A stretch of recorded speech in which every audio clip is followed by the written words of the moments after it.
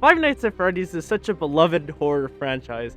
Dating all the way back to the mid-2010s, it has amassed so many games, so many spin-off games, with millions of players around the world. There's bound to be some controversy surrounding the games, mainly which one's the worst.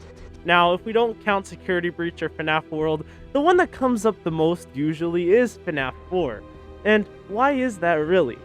Mostly people will just point to the goofy looking designs, the lack of unique gameplay, and the famous clip from PewDiePie where he exclaims, "It's like everyone wants me to play this game to get scared, but after 4 games, I don't know what to tell you." You know there's just gonna be jump scares. If you know what to expect 4 times, then it's kind of like over. FNAF 4 has been out for a very long time, so I figured it's time we do a little retrospective and look to see if it really was as bad as people were making it out to be, or if it was just a victim of circumstance.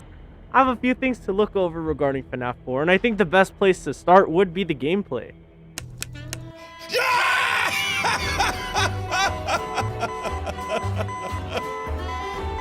You have anything to say to the audience, Freddy? Well said. The gameplay loop for FNAF 4 is a pretty simple one, consisting of an action, a reaction, and then movement. Take FNAF 1 for example. You could check the kitchen camera, and depending on what you hear, there are plenty of actions you could take, and then you go from there. FNAF 4 though has a different game loop than most of the other FNAF games, in that it punishes you for not gathering enough information, while punishing you for trying to get any in the first place. For example, Markiplier's first playthrough of FNAF 4, he does this. Okay, so the first night is never usually that bad in any of the games, so I'll play through. Ah, fuck! What the fuck? Oh! The info you're supposed to get though is pretty simple. You open the doors to check if Bonnie and Chica are in the hallway. If they're close, they'll breathe very quietly and subtly, which is a fun mechanic, I like it. Failure to listen results in a jump scare. Check the closet frequently to make sure Foxy is in there still. If he is not the plushie and instead is a horrible abomination, keep flashing him until he is. Foxy is probably the oddest mechanic out, since it functions just like Freddy, just in front of you. It's kind of crazy, though he does do the little jump scare fake out, which is pretty cool, I guess. Freddy is behind you, and it's your job to make sure he doesn't get any of your buns, hun.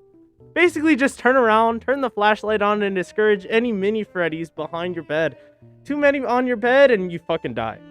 The way the game makes you bounce between the 4 is fine enough, but the nights are really long.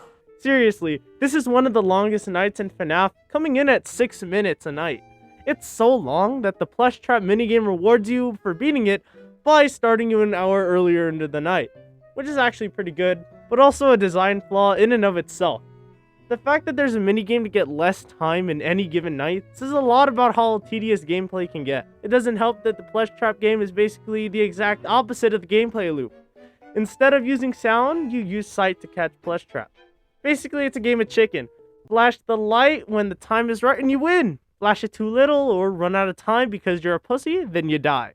This repeats for 4 nights. Yeah, 4 nights. And then on the 5th night, Nightmare Fredbear makes his appearance. He acts just like all the other animatronics at once, which forces you to look for information with less of a penalty. In fact, he makes a big ass laugh, which alerts you to one of his 4 locations. This new night though adds a new layer of panic, and it's a huge breath of fresh air from the entire gameplay loop. And then upon completion of night 5, night 6 is open. It starts off just like nights 1 through 4, but ends up taking a turn for the worse. Nightmare Fredbear is yet again loose in your house. It gets even more hectic, as he's faster, stronger, and wants to kill you more, I guess. And if you survive, night 7 opens and you get a shiny gold star for your efforts. Night 7 follows the night 6 script, but it's way harder because duh, it's the custom night.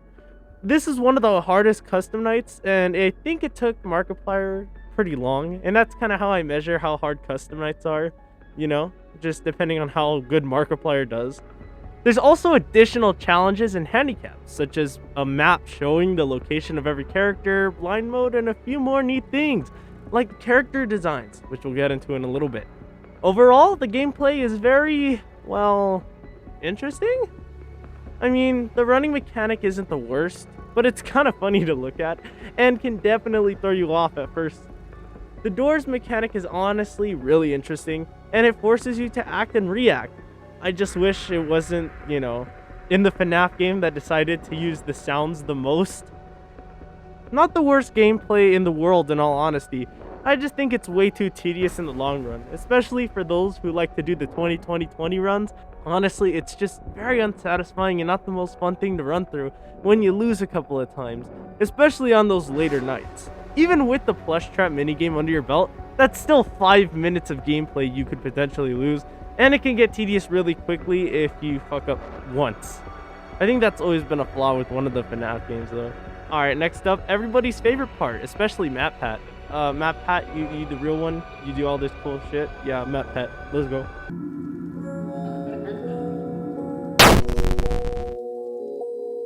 Okay, so this game is ridiculous when it comes to lore. You have things like the Bite of 87, one of the most infamous bits of lore in FNAF history, Psychic Friend Fredbear, coupled with a shit ton of things in between that we still don't have many answers for, like the brother and his friends. It's a really wild game. You play as a child, and these animatronics may or may not be real, could all be in your head. Or you could be in the hospital, as at the end of one of the nights, you hear a flatline. So in all honesty, it's a toss-up as to what the fuck is going on. It is cool, though, that it might be an apparition of a kid's nightmare, following an incident at his once beloved pizza place, which now haunts his memories, which isn't helped by the fact that he sees them everywhere he looks. Like, seriously, there's like something FNAF related in every corner of his house, outside, everywhere. It's horrible. Yeah, it's bad. The lore in this story is pretty dang deep cutting and actually fits in with the whole child being traumatized thing that the game was going for. Which I think that's what this game was going for. It was going for a very unique approach. Because instead of being a security guard, or the purple guy, or whatever the hell you are, you're now a child going through nightmares, which I mean we've all done. I'm pretty sure every kid's had a nightmare or two, you know. But this is a very, very, very confusing game, since following the main storyline up to this point was a toss-up as is. Going from setting souls free from the animatronics and, you know, stopping a zombie murderer, to a child who's afraid of Chuck E. Cheese, the mascot.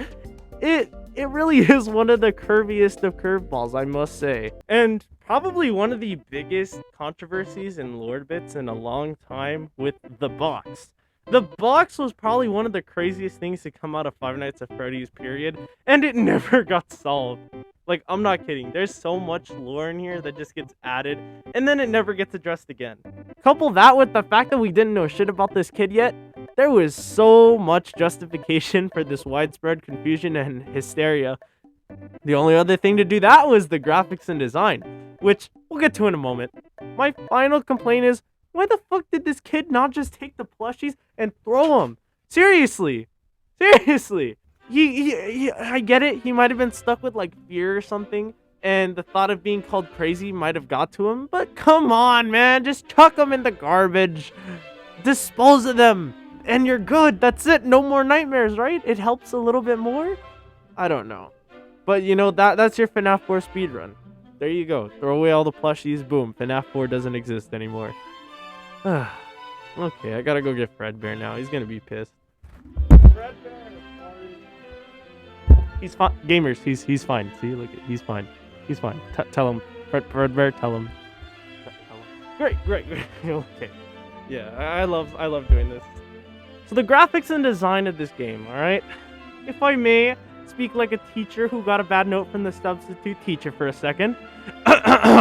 Never before in all my years of gaming have I seen such an outcry for a character's design since the Smash Bros. Brawl designs. Seriously though, I've seen people say there's too many teeth, too withered, too goofy looking, too over the top. And to that I say, that's kind of the point, no? This kid is over-exaggerating the way the animatronics look because he's afraid of them. It makes sense in the context of the games. I mean, I will admit they can be goofy looking at times. But that's exactly why. It's a kid's nightmare. Kids have little logic as is. You really expect them to come up with like the scariest thing known to man? I mean, up to this point, this little kid probably thinks that sharks are the scariest thing in the world, you know? Graphics-wise, though, there's nothing really to write home about, right, Fredbear? Just your average FNAF game affair, though it felt a little bit more cozy, if that makes sense. I think Scott Cawthon nailed the right amount of homey in that home. Like, seriously, I feel like I lived there. It's a nice house, I'm not gonna lie. I would want to live there. And that was pretty good to nail, but other than that, I mean, it felt like it was kind of mixed with horror, but I mean, the horror of going up to the bathroom at 3 in the morning, but with Freddy Fazbear trying to get your ass and kill you mixed in. And my only issue in this department is the lack of scenery.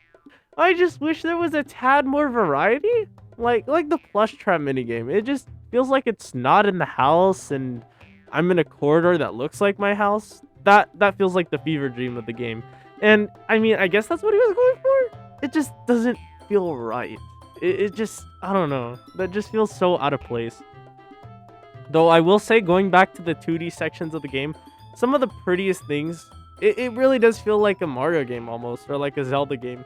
It's just that classic Scott Cawthon 2D 8-bit style. You can't really go wrong. The scenery, yeah, that's about it though. There's not much else to say. It was an okay looking FNAF game. I think games like FNAF 2, FNAF 1, FNAF 3 all did it better. Especially FNAF 3. FNAF 3 I think had some of the best scenery in the game. Like seriously, it was a really good, wow, beautiful, really good stuff, man. Wouldn't you agree, Fredbear? Fuck you. Fuck. Okay. Alright, here's the verdict. And most of the discourse for FNAF 4 seems to lead to an underwhelming experience and just a weird, unneeded title that was advertised as the end of FNAF. Which it was. If you look at a lot of the teasers and all of the imagery, it was like, this is the end. Who did it? Was it me? No, it was me. That stupid thing. That was stupid. I'm not gonna lie. But we were eating it up. Myself included. I was eating it up too. And while all this is technically true, it ended one story because FNAF has like 5 main storylines at this point. And it just, I can't even keep up, man. I was an avid lore person for a while, I just can't keep up anymore. I will say though that this game does get flack for being bad, but it's not a bad game. It just, unfortunately, is one of the FNAF games of all time, you know? And some FNAF game had to be the worst. If we're looking at the mainline FNAF games, this one usually ranks towards the bottom with FNAF 3, but I think FNAF 3 is better, and I've seen more outcry for FNAF 4 than FNAF 3, simply because FNAF 3 was so important lore-wise, while FNAF 4 just kinda added onto itself. It created more mysteries, especially with things like the box. The box is one of the craziest things to come out of FNAF Lore. There's lore in here, but it just kind of added on. It didn't really solve anything. FNAF 3 solved FNAF 1 and 2 pretty well.